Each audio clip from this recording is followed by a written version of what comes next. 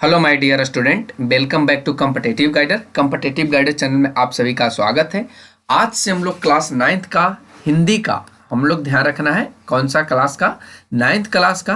Class ninth का हम लोग हिंदी में बात करें तो यह जो हिंदी पुस्तक है उसका नाम है एनसीईआरटी का है। एनसीईआरटी का यह बुक है जिसका नाम है क्षितिज। ध्यान रखना है, जिसका नाम क्या है? क्षितिज। तो हम लोग क्षितिज का संपूर्ण विश्लेषण देखने वाले हैं। ध्यान रखना है, क्षितिज का हम लोग संपूर्ण विश्लेषण देखेंगे चैप्टर बाय चैप्टर, और साथ में इसका ऑब्जेक्टिव और सब्जेक्टिव क्वेश्चंस का भी हम लोग देखने वाले हैं। तो आप लोग चैनल पे बने रहने के लिए चैनल को सब्सक्राइब जरूर कर लेना, वीडियो को लाइक जरूर करना, ताकि जब भी वीडियो अपलोड हो तो आप लोगों के पास जल्दी से और आसानी से पहुंच सके और आप अपने एग्जाम में चार चांद लगा सकते हैं। तो आज हम लोग बात कर लेते हैं कि आज का जो वीडियो हम लोग देखेंगे वह गद्य खंड से देखेंगे। ध्यान रखना है, गद्य खंड से देखेंगे। गद्य मतलब कहें तो हम लोग कहानी वाले पार्ट से देखेंगे। तो यहां से हम लोग देखेंगे। तो इसमें जो पहला चैप्टर आपको देखने को मिलेगा, तो चलिए मैं आपको पहला चैप्टर से रूबरू करा देते हैं। पहला जो चैप्टर आपको देखने को मिलेगा ये दो बैलों की कथा है जो प्रेमचंद जी के द्वारा लिखी गई है। ध्यान रखना है, यह कौन सा है? तो प्रेमचंद जी के द्वारा लिखी गई है और उसका नाम है दो बैलों की कथा। जैसा कि आपको इस स्लाइड्स में दिखाई दे रहा है, ये दो बैलों की कथा है जो प्रेमचंद जी के द्वारा लिखी गई है। तो आइए हम लोग इस वीडियो में देखते हैं कि कौन कौन से फैक्ट्स इस चैप्टर में हम लोगों को पढ़ने के लायक है और कौन कौन से छोड़ने के लायक है।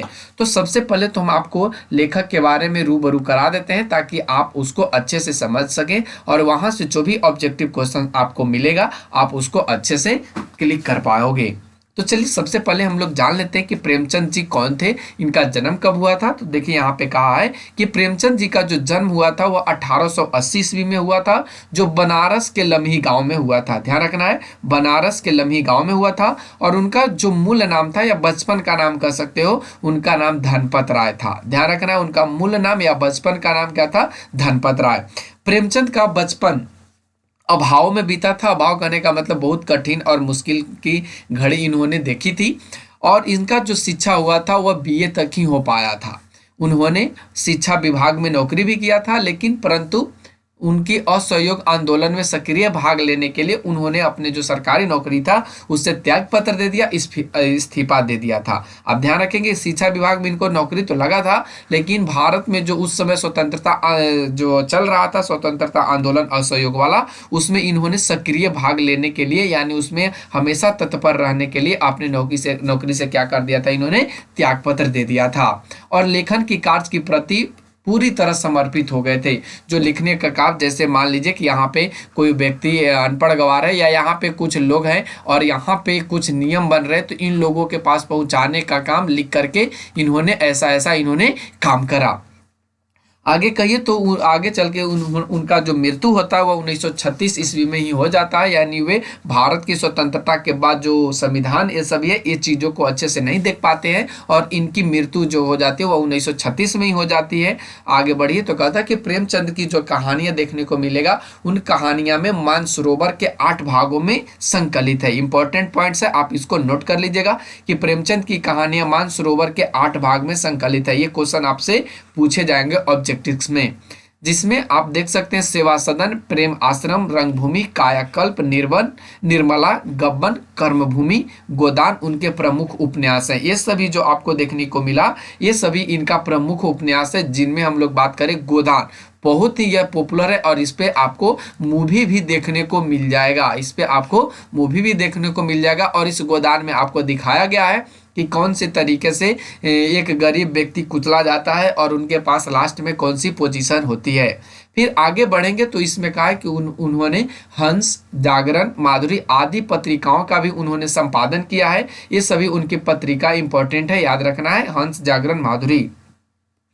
कथा साहित्य के अतिरिक्त प्रेमचंद्र ने निबंध एवं अन्य प्रकार के गद्य लेखन की प्रचुर मात्रा में उन्होंने किया है। याद रखना है, इन निबंध भी इन्होंने लिखा है और अन्य प्रकार के गद्य लेखन का भी इन्होंने काम किया है, जिनमें प्रेमचंद साहित्य को सामाजिक परिवर्तन का सशक्त माध्यम मानते थे।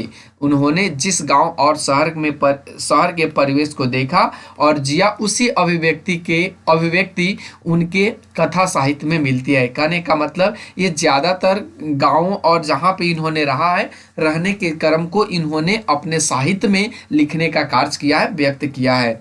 जिनमें किसानों और मजदूरों की जो दयनीय स्थिति है उनको भी इन्होंने बखूबी से निहारा है। और उसके बाद दलितों का शोषण भी, समाज में अस्तेरी की क्या दुर्दशा रही है, और स्वाधीनता आंदोलन, ये सभी इनकी रचनाओं के मूल्य विषय माने जाते हैं, या इनके रचनाओं में ये सभी आसानी से उपलब्ध होते मिल जाते हैं। आगे बढ़िए तो कहता है कि प्रेमचंद के कथा साहित्य का संसार बहुत व्यापक है, उसमें मनुष्य की नहीं पशु पक्षी को भी अद्भुत आत्मीयता मिली है।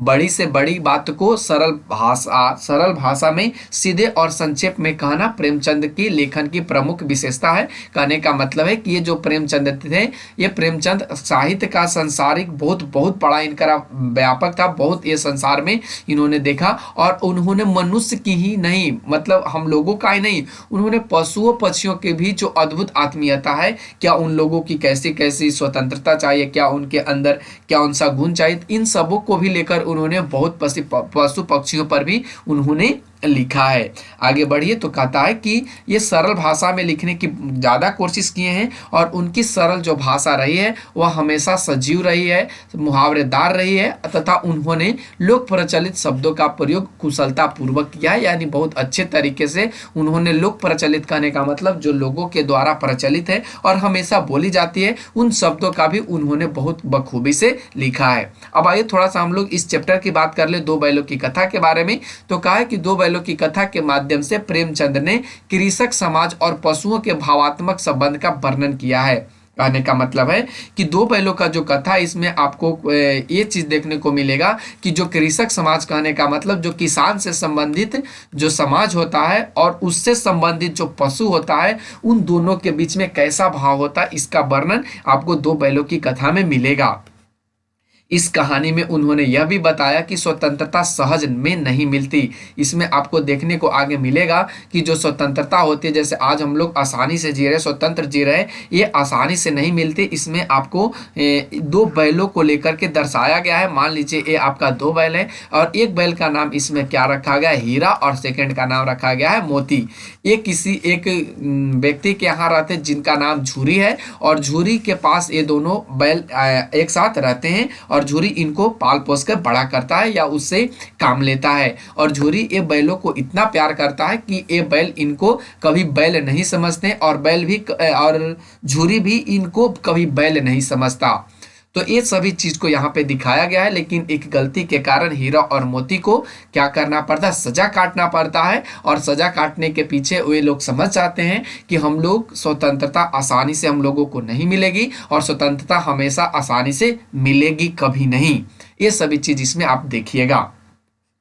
इसमें आगे बढ़ी तो कहता है इस प्रकार परोक्ष रूप से यह कहानी आजादी के आंदोलन की भावना से जुड़ी है, और इसके साथ ही इस कहानी में प्रेमचंद ने पंचतंत्र और हितोपदेश की कथा परंपरा का भी उपयोग और विकास किया है। ध्यान रखना है, इस प्रेमचंद ने पंचतंत्र और हितोपदेश की जो कथा परंपरा है का इसमें भी उपयोग अच्छे तरीके से किया है। तो ये प्रेमचंद जी के इसमें जीवनी रहा है। अब हम लोग इसके बारे में, कहने का मतलब इस चैप्टर के बारे में, जो दो बैलों की कथा है, इसके बारे में हम लोग अगले अध्याय में पढ़ेंगे, अगले वीडियो में पढ़ेंगे।